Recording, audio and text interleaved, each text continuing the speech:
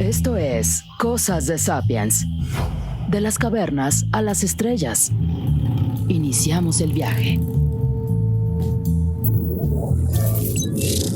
Hola, ¿qué tal? Y bienvenidos a Cosas de Sapiens. Soy Víctor González Quintanilla y conmigo Sergio Velasco.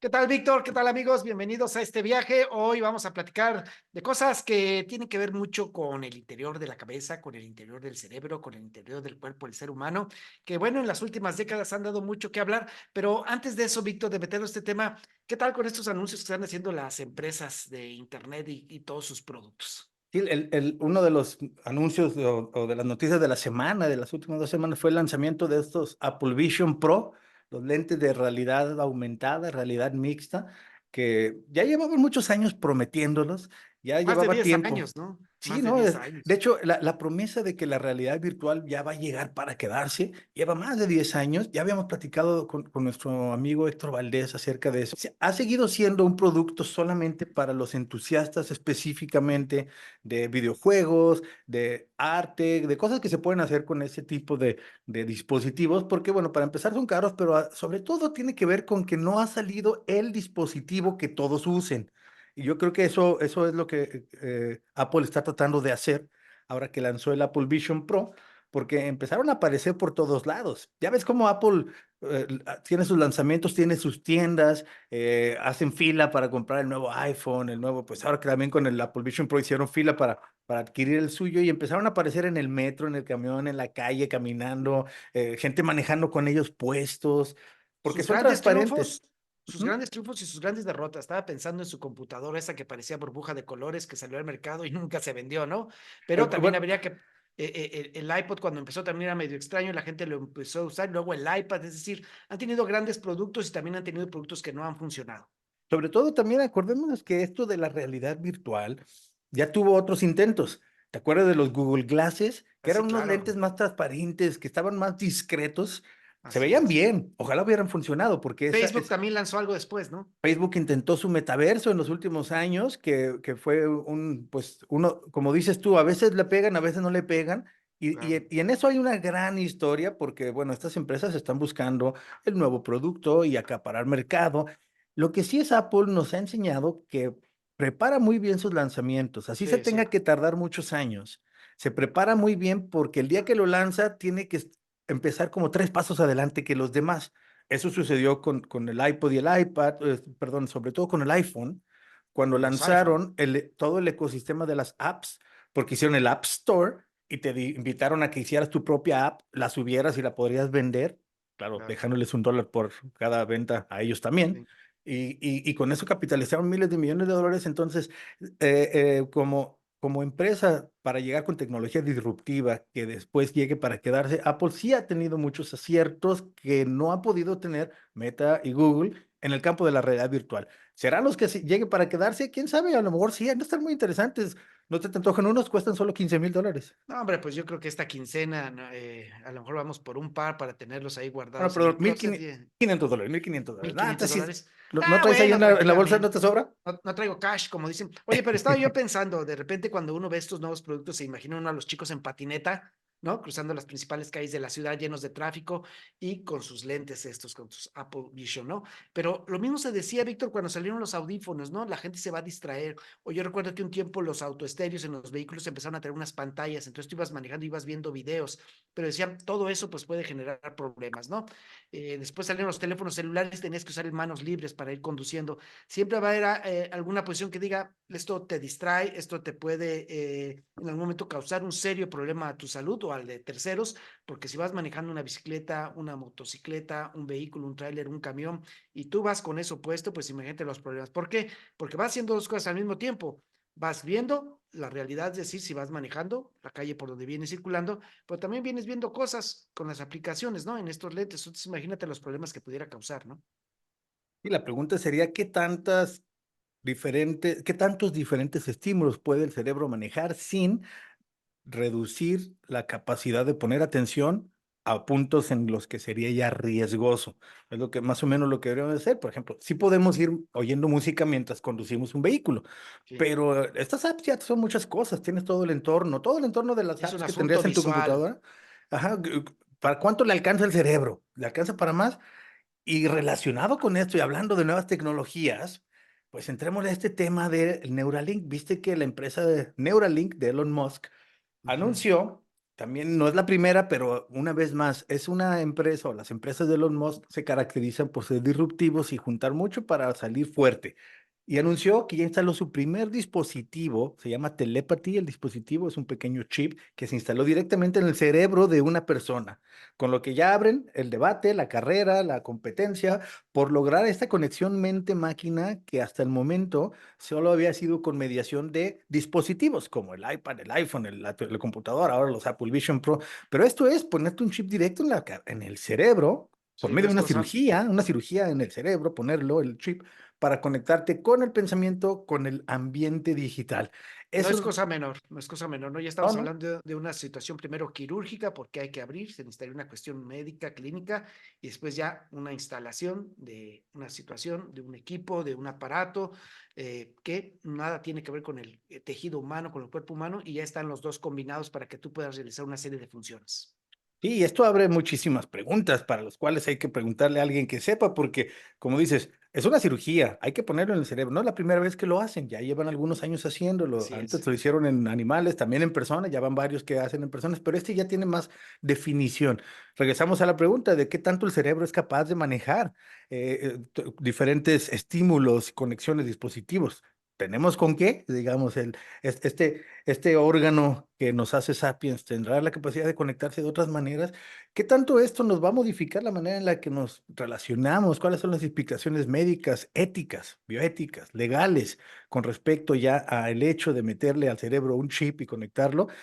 ¿Durará el chip? Por ahí hablaban de que el cerebro pues se defiende, hace tejido de cicatriz, se hace un callo, entonces ¿cuánto le va a durar? Ese tipo de preguntas se abren y sobre todo, ¿y para qué sirve? ¿Qué se puede lograr? O sea, hay que pensar también, bueno, y si sí funciona, ¿hasta dónde podríamos llegar? Y para eso, aquí en Cosas de Sapiens nos gusta invitar a nuestros amigos los Sapiens para que nos platiquen mejor, quienes lo saben mejor. Y hemos invitado a que nos acompañe una vez más el doctor Rodrigo Ramos Zúñiga, nuestro neurocirujano de cabecera, que es profesor de aquí de la Universidad de Guadalajara, profesor investigador del Centro Unitario de Ciencias de la Salud, es neurocirujano, profesor. Investigaciones que tiene el doctor se han centrado en la cirugía, precisamente neurológica y en el área de las neurociencias, y es miembro del Consejo Mexicano de Cirugía Neurológica, del Sistema Nacional de Investigadores y recientemente de la Academia Nacional de Medicina. Ya nos acompañó anteriormente, ¿de acuerdo, Sergio, para hablar de los Así mitos es. y realidades del cerebro en el episodio 42 de este podcast? Por eso decimos que es uno de nuestros amigos, los Sapiens, nuestro neurocirujano de cabecera, el doctor Rodrigo Ramos Zúñiga. Doctor, bienvenido de vuelta a Cosas de Sapiens. Muchas gracias, Sergio, Víctor. Encantado de estar acompañándoles a ustedes y a su amplia audiencia y los felicito una vez más por esta labor que hacen para la divulgación del conocimiento. Estoy a sus Bienvenido a órdenes bordo. para conversar. Bienvenido a bordo. Gracias por estar con nosotros una vez más. Doc, pues ya viste esto del anuncio del Neuralink, del dispositivo Telepathy que anuncia el también célebre empresario de tecnologías disruptivas, Elon Musk, que también nos tiene acostumbrado a hacer intentos grandes y en muchos casos sí ser disruptivo, como SpaceX logró aterrizar cohetes. Tesla logró hacer que un auto eléctrico se viera sexy y todos lo quieran tener. En esto será que está dando el gran paso. Pero primero, Doc, un poquito de historia, ayúdanos a entender historia y contexto acerca de, bueno, una de las características que nos diferencian a los sapiens, a la luz de nuestro podcast, los sapiens, la historia de nuestra especie, es nuestra capacidad cognitiva. Pero esa evolucionó a través de millones de años, poco a poco, adaptándose.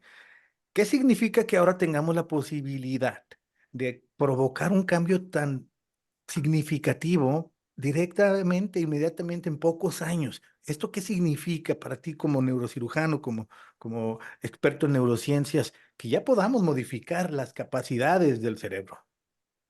En efecto, se trata de un capítulo más de la historia evolutiva en este proceso de adaptación del ser humano y específicamente de lo que nos distingue como sapiens, que es la estructura cerebral.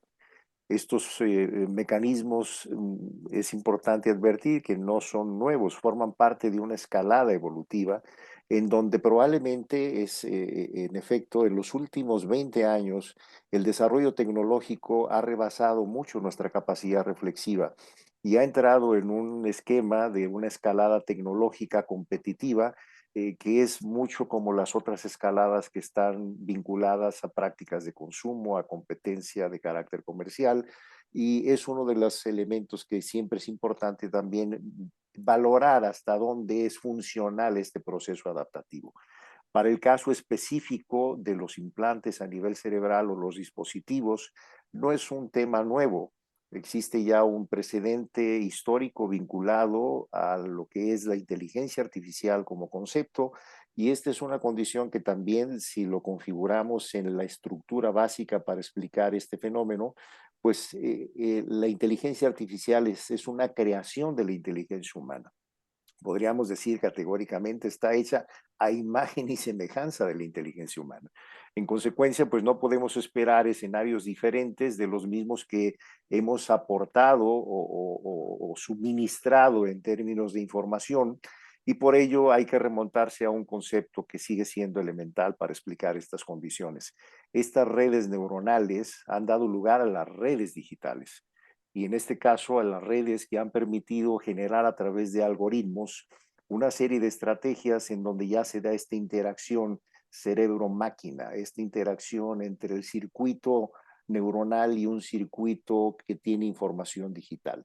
Y todos podemos pensar que el algoritmo pues es un término muy novedoso, es algo muy reciente, es algo propio de la escalada tecnológica, pero resulta que no. Recordemos que el concepto de algoritmo pues es algo tan antiguo como se generó con quien creó el concepto de álgebra, al-Khwarizm, y que de ahí viene el concepto de algoritmo, que representa entonces desde hace muchísimos años, hay reportes desde el año 700 de que ya se configuró un algoritmo que era una ruta sistemática de pasos para resolver un problema. Eso es una metodología que sigue vigente hasta nuestras fechas. La diferencia es que ahora intervienen los circuitos digitales, las redes neuronales digitales, que tratan entonces de semejar lo que hacen los circuitos cognitivos e incluso emocionales.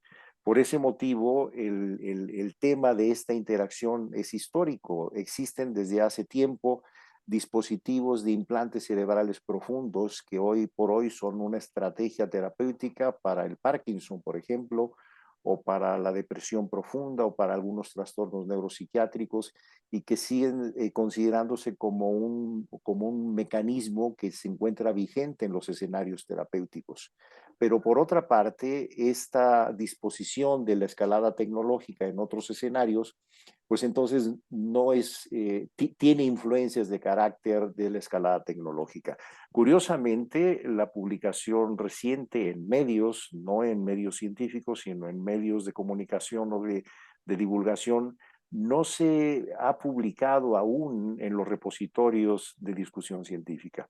Eso habla entonces de que es muy importante tener como la visión reflexiva y crítica de hasta dónde estamos en un esquema de crecimiento tecnológico competitivo que tiene finalidades muy particulares de consumo, y hasta dónde esto ha sido discutido por pares en escenarios serios que requieren entonces de una validación no solamente científica, sino ética, antes de ser aplicados ya de manera sistemática para tratar patologías o enfermedades del sistema nervioso. Sí, ¿qué busca en esta primera versión? Lo que la empresa dice, como bien apunta el doctor, que por el momento lo que tiene sus comunicados de prensa de la empresa, del negocio, digamos, hablando del dispositivo y sus probables usos. Ellos lo que argumentan en esta primera versión, porque a final de cuentas es como el iPhone 1, es muy diferente al iPhone 15.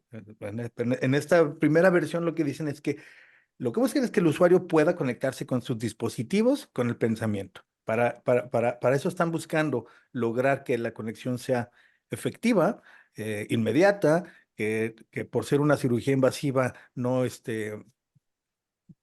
provoque daños más allá de los beneficios que pueda traerle a quien lo necesite. Y esto no es para el usuario, digamos, no es como para que vayamos ahorita, Sergio, y póngame uno. Esto es para específicamente ciertas personas que tienen ciertos problemas para los cuales valdría la pena pues ponerles un chip en el cerebro porque busca hacer esta conexión mente-máquina, que es, según entiendo, el santo grial de este negocio, de este rubro, de este campo, lograr la conexión directa. Pero ¿qué buscan entonces con este dispositivo o para quién sería útil específicamente, doctor, tú que eres neurocirujano? En este momento, ¿quiénes son las personas que pudieran aprovechar esta versión?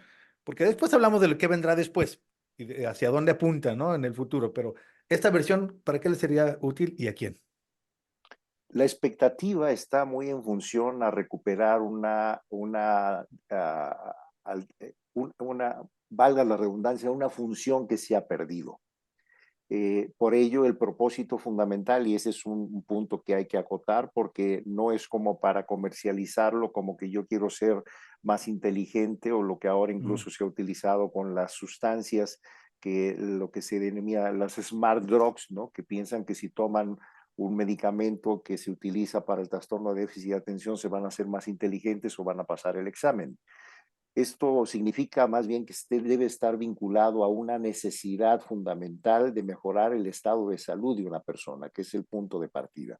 Y existen precedentes ya establecidos, serios, ya incluso publicados, ahí sí, en medios científicos que han sido discutidos por pares, que es el trabajo que se ha hecho en la Universidad de California en San Francisco, en donde personas que tienen una afasia, que es una dificultad para hablar, por alteraciones de una lesión estructural, se han implantado ya dispositivos de esta naturaleza que ayudan a generar una interfase entre el cerebro y una computadora para que el individuo que no puede hablar a través de esta interfaz que primero se originó con cables a través de estos sistemas pudiera pensar la palabra y la palabra aparecía o se desplegaba en un dispositivo o en un monitor. Es una forma entonces en que las personas pueden empezar a generar una interacción cuando han perdido una función. Y como este ejemplo, podemos señalar muchos otros. Por ejemplo, el caso de los implantes cocleares para niños que tienen un déficit primario de la audición. Si no fuera por el implante coclear, pues no podrían escuchar la música y no podrían hablar.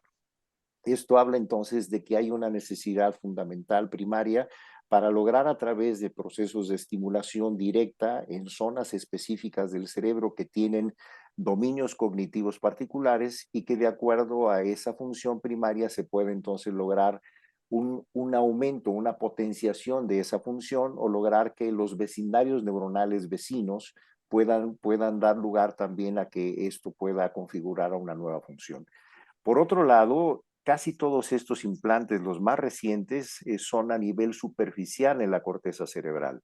Esto implica que si bien hay una invasión a través de un proceso quirúrgico, se depositan encima, por decir, en la corteza cerebral, puesto que hay otros que entran de forma profunda, como es el caso de los estimuladores profundos para el Parkinson, que tienen una interacción con sistemas neuronales específicos, de tal manera que incluso esto ha aplicado para implantes en la médula espinal, donde la persona que tenía ya una cuadriplegia o paraplegia puede lograr recuperar algunos estímulos desde el punto de vista de motricidad. Entonces, las aplicaciones pueden ser múltiples, el escenario es muy amplio y depende en gran parte de cuál es el déficit neurológico. Está propuesto en estos casos incluso para enfermedades de carácter neurodegenerativo, en donde se está perdiendo de forma gradual una función y de lo que se trata es preservar o aumentar las capacidades de estas redes neuronales para mantener la funcionalidad y la calidad de vida. Es lo que aún requiere de tiempo, de estudios sistemáticos de lo que se denomina fase 3, en donde ya no sean solamente datos anecdóticos, que yo he llamado la anecdata, porque resulta entonces que son muchos datos que son anecdóticos de casos aislados, que forman parte de un mundo de información informática, pero que no siempre reflejan la realidad. Por ello, uno de los temas importantes a propósito de las precauciones que hay que considerar es el riesgo de que la inteligencia artificial subordine a la inteligencia humana. Y creo que aquí se requiere de un balance entre estos dos escenarios, es decir, el pensamiento reflexivo y el pensamiento crítico de la inteligencia humana, y que vaya a la par de este equilibrio con la inteligencia artificial y todos, porque es un concepto como sombrilla, engloba muchos otros elementos a propósito de la interacción de estos chips que siguen vigentes como una alternativa terapéutica. Doctor, estaba pensando ahorita que decías que algunos de estos casos se han dado a nivel superficial. El caso de esta mujer que la Universidad de Stanford intervino, ¿Sí? Pat Bennett, Ujú. que tuvo una esclerosis, un problema de esclerosis y perdió las funciones de comunicar y la conectaron, parece, con una computadora para que Así ella es. pudiera traducir. Sin ánimo de meternos a una clase, básicamente que nos platicaras, porque vimos que hay una intervención, que hay algo que entra dentro de nuestro cráneo, en nuestra cabeza, para que se puedan resolver la pérdida de estas funciones o de estas actividades. ¿Cómo se empatan? Es decir, ¿qué funciones básicas tiene el cerebro para ponerles un aparato electromagnético o eléctrico o digital, como decías tú hace unos momentos, que revivan o que reactiven esas funciones? ¿Qué es lo que pasa Sí. realmente? ¿En qué momento se conecta y cómo? El concepto es muy elemental, aunque parece muy complejo, pero es muy básico. Hay que recordar que el sistema de las redes neuronales operan a través de estímulos electrofisiológicos y que existe un sistema de agonismo-antagonismo como lo es de excitación e inhibición.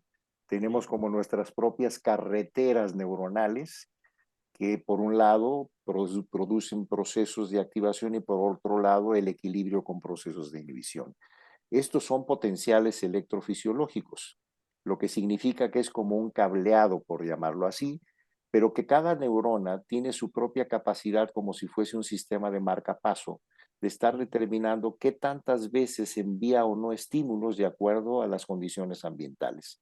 Lo que concurre entonces es que al poner un sistema electrofisiológico cercano, es el que toma la batuta, se convierte en el director de la orquesta de ese grupo de neuronas y es el que envía entonces ahora ya los estímulos y depende de la actividad funcional o del dominio funcional que tiene esa área, pues va a ser entonces la respuesta consecuente.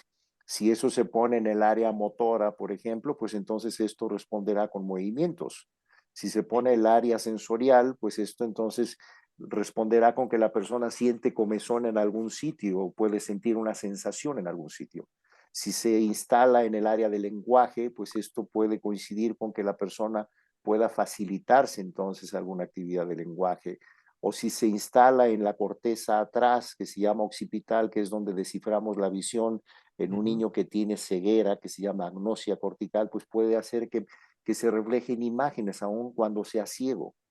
Es decir, este proceso de interacción es a través de estímulos electrofisiológicos y es donde todavía falta refinar muchos elementos, porque igual pongo un último ejemplo, si ese electrodo se pone en la corteza auditiva, la que se encarga de la percepción auditiva, pues entonces una persona que tiene sordera puede escuchar ruidos, sonidos e incluso hasta música. Entonces, esto forma parte de esta interacción que todavía tiene un camino muy amplio por recorrerse. El punto aquí clave es poner como en prelación o en preponderancia el que pueda mejorar una función en alguien que ha tenido una discapacidad o una alteración y que se trata como de recuperar o aumentar la capacidad de potencia que tiene esa red neuronal en el sentido funcional. Se ha hablado mucho también, los estudiosos de todo esto, entre ellos tú, doctor, de que con la edad nuestra memoria se va afectando, vamos perdiendo cierto nivel de memoria. ¿En algún momento estas nuevas técnicas, esta nueva tecnología, estos nuevos avances pudieran abonar a fortalecer la memoria o a evitar que se pierda o que sea más lenta esa pérdida o a que se recupere? Es decir, ¿hasta dónde se pudiera llegar con esta tecnología? En efecto, hay toda una corriente de estudio de las aplicaciones potenciales de esta tecnología que van dirigidas a un área en particular profunda que se llama el hipocampo, en donde puede activar procesos de memoria, de retención de información y de evocación de esta información. De tal manera que en la medida en que avance la edad en donde podemos enfrentar lo que denominamos deterioro cognitivo, se pueda tener varias rutas para ello. Uno, estimular para que se aumente el neurotransmisor que tiene que ver con la memoria, que se llama acetilcolina, en la zona de la corteza cerebral. Y por otro lado, activar las neuronas que son las que nos ayudan a sacar los archivos y a retener información. Entonces, estos son parte como de los procesos en donde es una de las salidas terminales, podríamos decir, que pudieran tener la aplicación de estos mecanismos. Hoy por hoy incluso puede existir la estimulación transcraneal, es decir, los procesos en donde no es una intervención, se pone directo como si fuera una zona en el cráneo, encima del cráneo, y ya existen estas propuestas como de la estimulación que en algunos casos se han considerado que pueden ser también como una alternativa.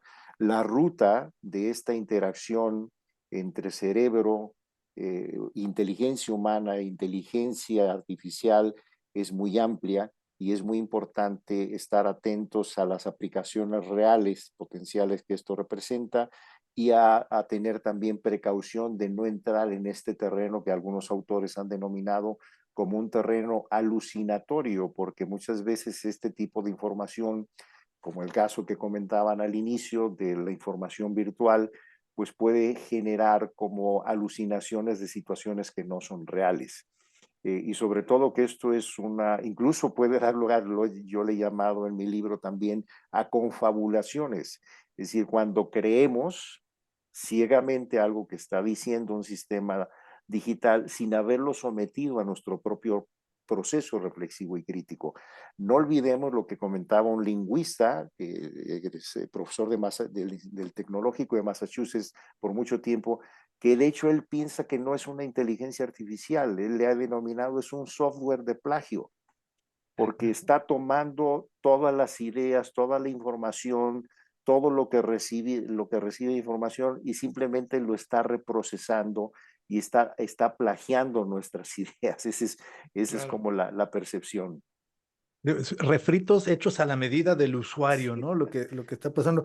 Doctor, mencionaste tu libro, déjame lo menciono así al aire, Artificio de la Inteligencia, de la creatividad reflexiva al algoritmo, el libro del doctor Rodrigo Ramos Zúñiga del 2023, me parece, por ahí pondremos una liga, quienes quieran seguir en la huella, en la pista a su libro. gracias. Mencionas por ahí, doctor, en tu libro precisamente acerca de unos riesgos, y me gustaría llevar un poquito la conversación hacia allá de las implicaciones éticas, bioéticas y legales que tendría el hecho de que ya existan implantes cerebrales y que ya empiecen a funcionar.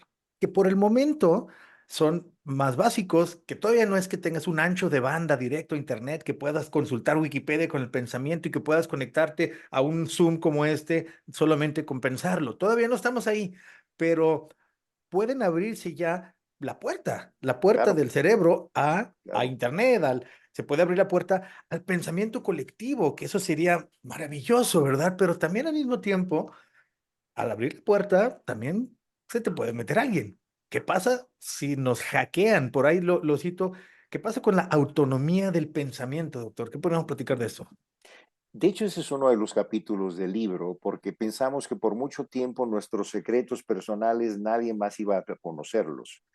Y hoy existe el riesgo de que el abrir este escenario de interacción entre nuestro propio algoritmo humano con el sistema digital, pues eso queda expuesto. Esta es una situación por la cual ahora, yo he señalado, ahora Google sabe más de nosotros que nuestros familiares, por ejemplo, o ahora nuestros datos biométricos son los que funcionan aun cuando estemos presencialmente ahí, o si no existimos, si no nos pagan, ¿no? O si no nos hacen válido un documento. Y el riesgo también de que el reconocimiento facial pueda confundirnos con otras personas. Es decir, hay una serie de interacciones que aún requieren de detallarse. Yo siempre he señalado con mis alumnos el ejemplo de los dispositivos móviles que hemos llamado inteligentes. Y les señalo que un dispositivo inteligente no garantiza un uso inteligente. Y es en donde reside la responsabilidad que tenemos como usuarios ante este tipo de tecnologías. Por ello, ahora incluso se ha hablado como hasta de un término que se llama neuroderechos, es decir, yo tengo mi derecho a resguardar mi información, como es uno de los derechos fundamentales de la misma ONU, que nadie puede invadir tu casa, nadie puede invadir tu espacio, nadie puede violentar, pues entonces ahora estamos expuestos a que alguien puede entrar a nuestra casa y que pueda tener conocimiento de estos procesos. Y esta es una condición que es uno de los riesgos, el riesgo de que la inteligencia humana quede subordinada a la inteligencia artificial y que pueda entonces generarse una serie de procesos disruptivos, pero ya desde el punto de vista social, en referencia al uso que se pueda dar. Uno de los puntos claves de los instrumentos que se manejan con inteligencia artificial es que pueden almacenar información, pueden procesar información, pero también pueden tomar decisiones. Y eso es una de las situaciones críticas, porque por hoy un dron que antes era exploratorio para tomar imágenes, pues ahora un dron se ha convertido en un arma, por ejemplo. La carrera armamentista es un ejemplo, pero es un mal ejemplo de lo que es el uso inapropiado de este tipo de tecnologías. Y estas consideraciones son importantes de tener en cuenta para ponderar justamente cuál es el balance de estos riesgos, que la carrera competitiva de consumo no supere nuestra reflexión, y por ello es importante establecer como códigos regulatorios, y es una de las propuestas, por ejemplo, para el mundo, es decir, que exista una regulación legislativa, una regulación legal, valga la redundancia, y mecanismos que puedan mantener esta postura de balance en referencia al uso de este tipo de tecnologías. Bueno, abrirá mucho debate al respecto, supongo. A nosotros nos gusta como imaginar un poquito algunos de los que de inmediato nos vienen a la mente, y tú puntualizas muchos en tu libro Artificio de la Inteligencia. Un poquito platicamos, doctor, acerca de la bioética. Aquí hay dos puntos que yo identifico interesantes y muy importantes, y que creo que a nuestro auditorio le encontraría valor a una reflexión de un especialista con respecto a ellos. Uno, cuando hicieron este tipo de dispositivos para desarrollarlos, pues no empezaron probando con personas. Primero prueban, supongo que en software, después en hardware, pero en algún momento tuvieron que probar in vivo. Primero con tejidos quizá, después con órganos quizá en laboratorio, pero llegó el momento que tuvieron que hacerlo en animales y después en personas. Eso es lo que acabamos de ver. Llegamos al paso en el que ya lo están haciendo en personas. En este proceso, ¿cuáles son las regulaciones? ¿Cuál es el código de bioética cuando se relaciona con el cerebro?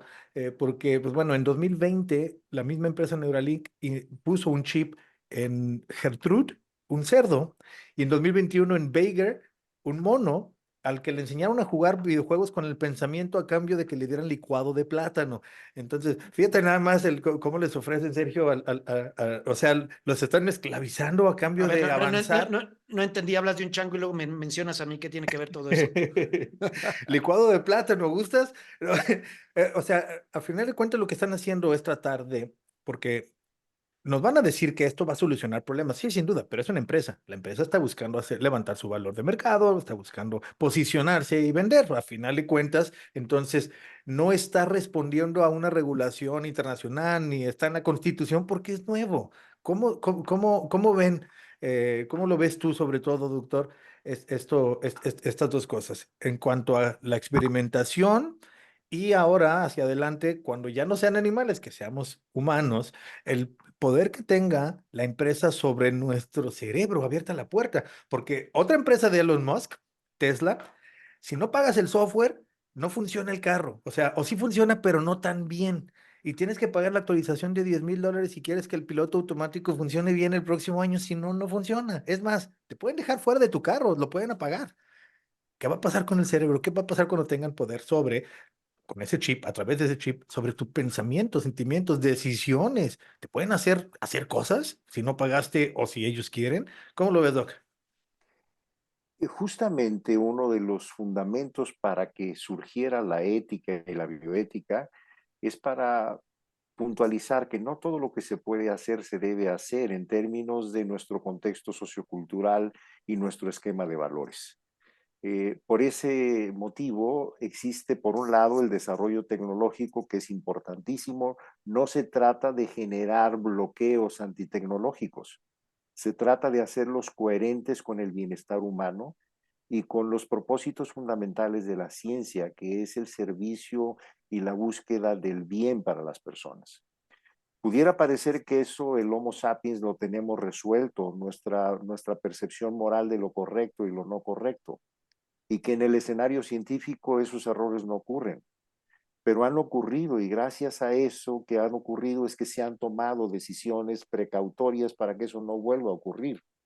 En Tuskegee, en los Estados Unidos, hubo estudios experimentales y no fue hace 2 siglos, en donde se hizo seguimiento de personas afroamericanas con sífilis y no les dieron tratamiento, a pesar de que ya había tratamiento. De ahí surgieron el reporte Belmont. De ahí surgió los códigos de Nuremberg cuando se hicieron experimentación en los campos de concentración en Alemania. Todavía la administración Obama tuvo que disculparse con una comunidad en Centroamérica porque hicieron procedimientos experimentales no aprobados éticamente. Entonces, para eso es la ética y la bioética, para ponderar justamente que el ejercicio del desarrollo de la ciencia sea afín a lo que son los derechos fundamentales, y no hablo de derechos humanos, hablo de derechos fundamentales porque ahí involucra también los derechos de los animales, los derechos de la materia viva, todo lo que son nuestro entorno, sin irnos con la visión antropocéntrica. O sea, no somos los más importantes en este mundo. En todo caso, somos los que tenemos mayor responsabilidad. Y eso es lo que hace la ética justamente, y aplica muy puntualmente a estos conceptos de la inteligencia artificial. Es decir, tenemos la responsabilidad ahora de vivir en una coexistencia pacífica, razonable entre la inteligencia humana y la inteligencia artificial, sin la subordinación hacia la otra, porque además yo considero, y es justamente uno de los temas del libro, que el pensamiento crítico, el pensamiento reflexivo y la parte creativa, todavía por fortuna va a ocurrir un tiempo muy largo antes de que generemos obras de arte, obras de música, obras creativas, que aunque son muy parecidas, hay que recordar que ya está el chat GPT y todas las generaciones que sean de lo que son estos esquemas que son generadores de información, y que el riesgo es entonces que muchas autorías o muchos creadores, pues ahora no sabemos si el alumno hizo el trabajo o lo hizo un chat GPT o un sistema inteligente. O ya pasó que en una revista muy importante que se llama Nature, aparecieron en la coautoría la inteligencia del chat GPT, y entonces ya puso de pestañas a todos los editores de revistas científicas de decir, no podemos aceptar que un artículo haya sido realizado por un chat generador de esta naturaleza, porque no tiene la responsabilidad humana que tiene un autor humano. Entonces, son muchas las aristas que vienen en todo esto, pero creo que sí es muy importante el mantener este equilibrio de la ética y la bioética, ubicando entonces una visión de lo que son los criterios morales universales. Y por ello eso está sustentado en los derechos fundamentales universales que aplican a toda la sociedad y que involucra que también en el área del desarrollo tecnológico requerimos de este punto de balance. Pues yo no quisiera terminar este programa sin darle salida a esto que dejaste en el tintero al inicio, doctor. No porque una gran empresa, un gran nombre que se dice ahorita, que es el de Elon Musk, está anunciando un tipo de avance, un tipo de descubrimientos, un tipo de desarrollo, quiere decir que está bien y que lo están haciendo bien. ¿Hay alguna autoridad internacional en materia de neurociencia que arbitre, no sé si está la palabra, sobre todas las actividades que se hacen alrededor de estos trabajos? ¿Hay alguien que norme, que vigile, que esté realmente revisando lo que está haciendo este tipo de empresas privadas? Sí lo hay, por fortuna, hay grupos de pares científicos que también tienen una amplia experiencia en el desarrollo tecnológico, y que forman parte de las grandes instituciones que se han generado, que se han establecido en el mundo, que entre paréntesis son instituciones que han surgido a partir de catástrofes humanas. La Organización de las Naciones Unidas, con todas las limitaciones que tiene, surgió después de la Segunda Guerra Mundial y El ha hecho ya 48. algunas recomendaciones muy puntuales sobre ciertas precauciones que hay que tener referente al uso de la inteligencia artificial. La organización de la misma, la Federación de la Salud, La Organización Mundial de la Salud ha hecho lo propio también sobre las aplicaciones tecnológicas en el área sanitaria, tanto en la salud individual como colectiva.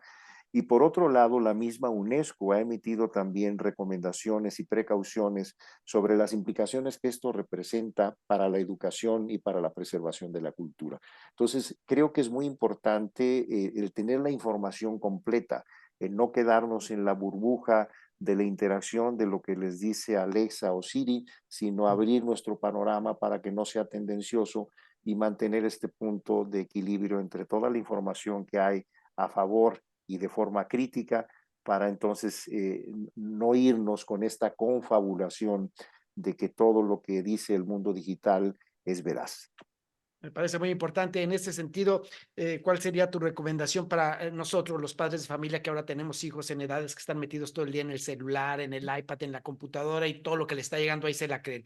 Y por otro lado, también, como profesor, como catedrático, ¿qué recomendación nos das a los jóvenes profesores para que pongamos los puntos sobre las sillas con nuestros alumnos? Porque me imagino ahorita que lo platicabas, me estoy imaginando si alguno de tus alumnos, no sé, de maestría o de la carrera, te trajeron ya algún trabajo de GPT donde están citando algún pasaje, algún texto, algún párrafo de uno de tus libros, Rodrigo.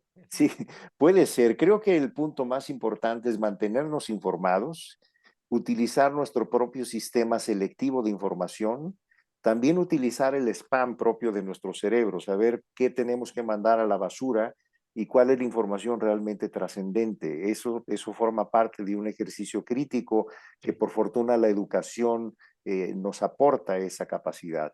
Y por otro lado, el estar informados nos va a permitir tener las herramientas necesarias para poder tomar decisiones. Hoy muchas personas están preocupadas porque dicen que la inteligencia artificial los va a suplir de sus trabajos y les va a quitar el trabajo. Pero la realidad es de que no es necesariamente que les va a quitar el trabajo, pero sí los va a poner en desventaja contra quienes sí conocen la inteligencia artificial. Y esto por ello es fundamental el que nos mantengamos informados para poder tomar las decisiones propias de acuerdo a nuestra propia escala de valores.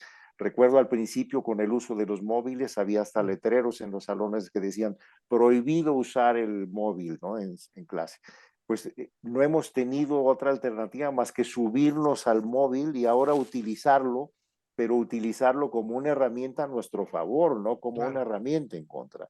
Y compartir la experiencia de hacer un uso responsable, inteligente de estas tecnologías que no nos lleven al escenario de la frivolidad y a la riqueza de la interacción humana que siempre va a ser más importante y más cálida que la digital. Sí, yo creo que ahí pones el punto importante también, que tanto esto nos va a hacer diferentes en nuestra interacción entre las personas. No lo podemos saber, pero es importante ponerle atención.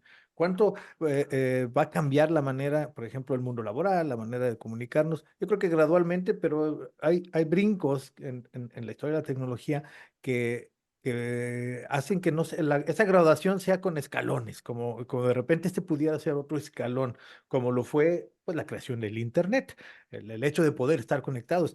Veía que hay ajedrecistas que pueden recibir información de personas que les ayudan en la estrategia gracias a traer un dispositivo, pero no está dentro del cerebro, lo traen en el oído, o por ejemplo, en el fútbol americano también se están dando estrategias, en la Fórmula 1, la cabina le está explicando también al piloto. ¿Qué va a pasar cuando ya se pueda directamente al cerebro? O sea, ¿cómo vas a cachar tú como maestro que el estudiante está revisando Wikipedia si lo está haciendo con el pensamiento? Bueno, supongo que va a cambiar la manera en la que nos relacionamos, porque eso es lo que ha pasado con la tecnología. La innovación tecnológica cambia la forma en la que nos comunicamos con el mundo. Ojalá que podamos dirigirlo para bien. Eh, cómo nos comunicamos entre nosotros, ojalá no deteriore y disminuya la interacción humana, que las redes sociales son muy sociales, pero poco humanas en algunos casos. Estamos conectados con todos, pero pero no vemos a nadie. Y también, sobre todo, en nuestra relación con los dispositivos, porque ya lo habíamos platicado, Sergio y yo aquí, cuando revisamos en el dispositivo cuánto tiempo estás en la pantalla, te puedes sorprender de cuántas horas al día pasas en la pantalla y a mí me sorprende cuántas horas al día paso en aplicaciones de una misma empresa, que es Meta, que es Facebook, WhatsApp, Messenger e Instagram, todos son de la misma empresa, son productos del mismo negociante y pasas horas y horas consumiendo sus productos. Creo que todas esas son cosas que tenemos que tener en mente, que tenemos que estar poniendo atención. ¿Será el telepathy de Neuralink, el hito tecnológico del cual nos acordaremos? Ese fue el día que empezaron a hacerse las conexiones mente-máquina. No lo sabemos, nos acercamos a la telepatía, nos acercamos más a ser cyborgs. Quizás una exageración, porque el mero hecho de usar anteojos, el mero hecho de usar dispositivos ya nos ha acercado a tener esta ampliación tecnológica de nuestras capacidades, pero lo veremos pronto y estaremos al pendiente todo el tiempo de tratar de traer a las personas que nos ayudan a analizarlo en este podcast, Cosas de Sapiens. Entonces, pues doctor Rodrigo Ramos Zúñiga, te agradezco muchísimo tu tiempo, tu disposición, que nos compartieras hoy una vez más en Cosas de Sapiens para platicar acerca de esto. ¿Tienes algo más que comentar ahí, Sí, Sergio? sí, yo ya me quedé picado con el libro. ¿Cómo se llama el libro? Sí. ¿Dónde lo podemos adquirir? Doctor Rodrigo, platícanos de él.